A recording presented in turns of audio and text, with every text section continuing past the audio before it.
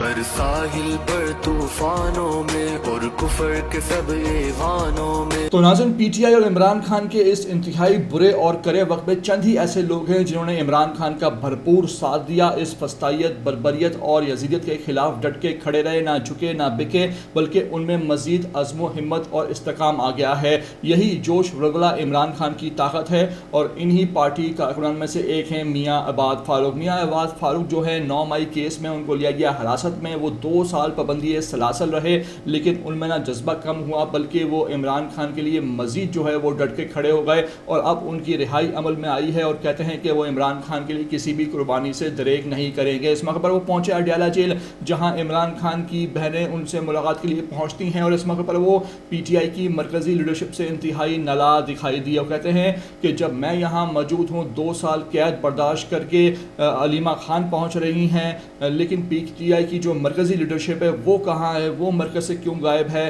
اس کو سامنے آنا چاہیے، عمران خان کے لیے دھوپ میں نکلنا چاہیے، تبھی میرا لیڈر عمران خان رہا ہوگا. مزید وہ پی ٹی آئی کی لیڈرشپ کے بارے میں کیا کہتے پائے گئے، میں آپ کو اس کلپ میں سنوا رہا ہوں.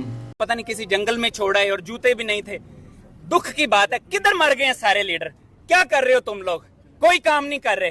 مر جاؤ، اس سے تو اچھا ہے اپنی زندگیوں کو ختم کر لو. اگر آپ لوگ اتنے سچے اور نیک لیڈر کے بہن بھائیوں کا بھی خیال نہیں رکھ سکتے تو ناظرین، ان مناظر کو، اس کلپ کو سن کر ایک بات تو طے ہے کہ جو پی ٹی آئی کے کارکنان ہیں نیچے لیول پہ، ان میں وہی جذبہ، وہی جوش و خروش ہے اور وہ عمران خان کے لیے کسی بھی قربانی سے دریغ نہیں کریں گے. لیکن جو پی ٹی آئی کی مرکزی لیڈرشپ ہے اس پہ اب لوگ سوال اٹھا رہے ہیں کہ وہ کیوں خاموش ہے، وہ کیوں منظر سے غائب ہے اور وہ کیوں عمران خان کے لیے آواز نہیں اٹھا رہی ہے. میری آپ سے ریکویسٹ ہے ویڈیو کو آخر تک دیکھ لینا اور نئے آ رہے ہو چینل پر تو لازمی اس کو آپ سبسکرائب کرو، لائک کرو، شیئر کرو، کمنٹ کر کے مجھے اپنی قیمتی رائے سے لازمی آپ آگاہ بھی کیا کرو.